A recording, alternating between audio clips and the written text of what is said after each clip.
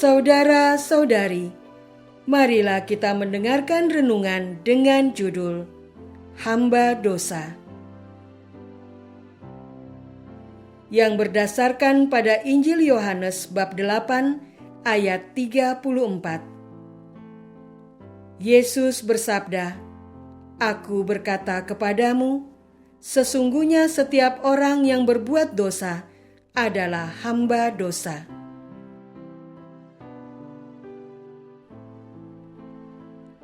Dalam nama Bapa dan Putra dan Roh Kudus. Amin.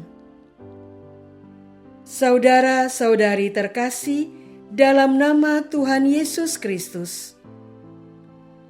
Pada suatu hari, Yesus bersabda kepada orang-orang Yahudi yang percaya kepadanya, "Jikalau kamu tetap dalam firman-Ku, kamu benar-benar adalah murid-Ku, dan kamu akan mengetahui kebenaran, dan kebenaran itu akan memerdekakan kamu." Jawab mereka, "Kami adalah keturunan Abraham dan tidak pernah menjadi hamba siapapun. Bagaimana engkau dapat berkata, 'Kamu akan merdeka'?" Kata Yesus kepada mereka, "Aku berkata kepadamu, sesungguhnya setiap orang yang berbuat dosa adalah hamba dosa. Dan hamba tidak tetap tinggal dalam rumah, tetapi anak tetap tinggal dalam rumah. Jadi apabila anak itu memerdekakan kamu, kamu pun benar-benar merdeka. Aku tahu kamu adalah keturunan Abraham, tetapi kamu berusaha untuk membunuh aku karena firman-Ku tidak boleh peroleh tempat di dalam kamu. Apa yang kulihat pada Bapa, itulah yang kukatakan. Demikian juga kamu perbuat tentang apa yang kamu dengar dari bapamu." Jawab mereka kepadanya, "Bapa kami ialah Abraham." Kata Yesus kepada mereka, "Jikalau sekiranya kamu anak-anak Abraham, tentulah kamu mengerjakan pekerjaan yang dikerjakan oleh Abraham. Tetapi yang kamu kerjakan ialah berusaha membunuh aku. Aku seorang yang mengatakan kebenaran kepadamu, yaitu kebenaran yang kudengar dari Allah. Pekerjaan yang demikian tidak dikerjakan oleh Abraham. Kamu mengerjakan pekerjaan bapamu sendiri." Saudara-saudara terkasih, orang-orang Yahudi tidak bisa menerima sabda Yesus bahwa mereka akan dimerdekakan jikalau mengikuti firman Yesus. Mereka menyatakan diri sebagai anak-anak Abraham. Anak Abraham bukanlah seorang hamba yang harus dimerdekakan. Mereka tidak merasa menjadi hamba dari siapapun juga. Mengapa harus dimerdekakan? Yesus tahu bahwa mereka adalah keturunan Abraham, tetapi mereka berusaha membunuhnya, sehingga firman Yesus tidak peroleh tempat di dalam hati orang Yahudi. Inilah yang disebut dosa, yaitu Tuhan Yesus tidak peroleh tempat dalam hati orang Yahudi karena merasa diri sudah menjadi anak Abraham. Maka pembebasan yang ditawarkan Yesus sungguh tidak dipahami. Orang Yahudi tidak mengetahui bahwa Yesus lebih tinggi daripada Abraham.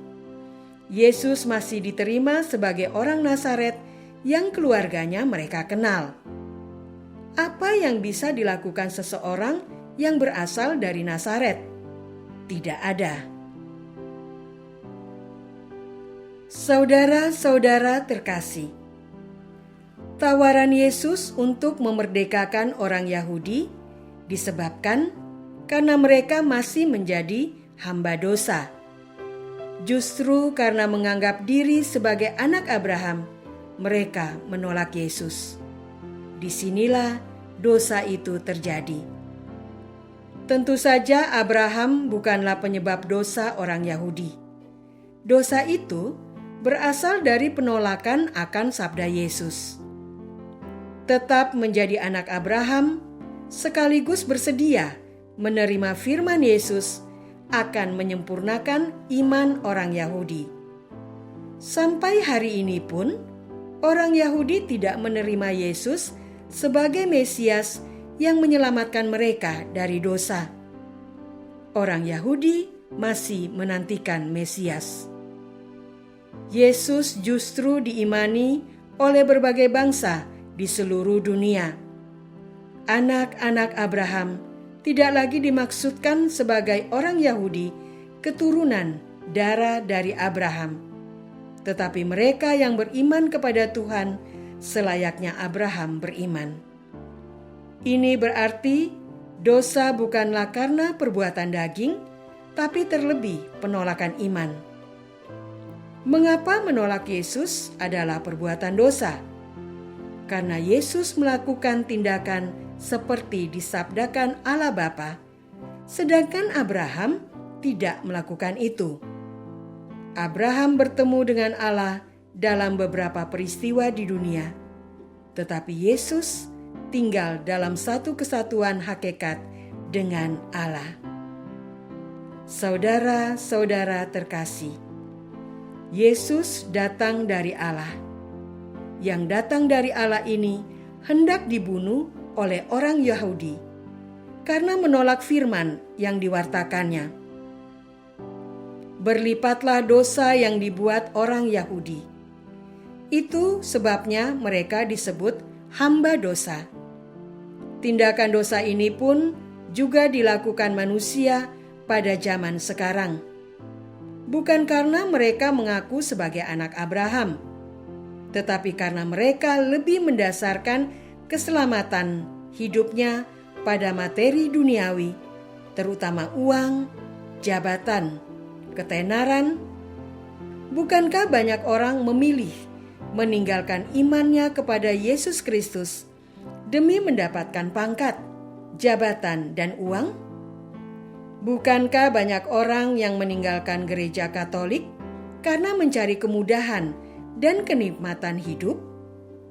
Bukankah Injil dan kitab suci lainnya dianggap sebagai penghalang seseorang untuk mencapai sesuatu yang diinginkannya, sehingga tidak perlu dibaca? Bukankah peribadatan dan kegiatan menggereja mengganggu waktu untuk bersenang-senang, sehingga tidak berguna untuk diikuti? Bukankah Yesus Kristus, Putra Allah yang menjelma menjadi manusia, tidak lagi diimani? Itulah inti dari dosa. Apakah kenikmatan dunia mengalihkan perhatian kita dari gereja? Apakah Yesus Kristus kita imani sebagai Sang Juru Selamat? Marilah kita berdoa. Ya Tuhan, betapa masih lemahnya iman kami. Kami silau oleh kenikmatan dunia. Kami tinggalkan gereja demi mendapatkan harta. Kami tanggalkan baptis kami demi tahta. Kami lupakan doa kami demi ambisi. Tuntunlah kami kembali kepada Putra-Mu, Tuhan kami Yesus Kristus. Engkaulah Tuhan kami, kini dan sepanjang masa. Amin. Semoga kita semua selalu dinaungi dan dibimbing oleh berkat Allah yang Maha Kuasa. Dalam nama Bapa dan Putra dan Roh Kudus. Amin.